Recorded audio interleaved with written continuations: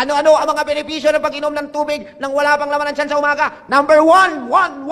Cleanses your bowels. Kita na ninyo? So, siya po ay nakakatulong para itulak yung dumi paggising sa umaga. Pagka uminom ka na maligamgam na tubig, antayin mo lang after few minutes, naku, gusto mo nang maglabas ng toxins. Bakit? Yung in-excrete ng katawan mo during the time na natutulog ka, iinom mo ng tubig, yun yung magpa-flash out. Number two.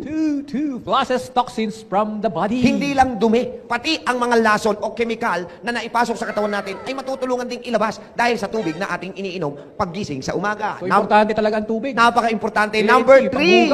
Prevent headache. Alam mo ba na kapag uminom ka ng tubig, basong tubig sa umaga pagkagising, ay mababawasan ito ang pagsakit ng iyong ulo sa buong maghapon?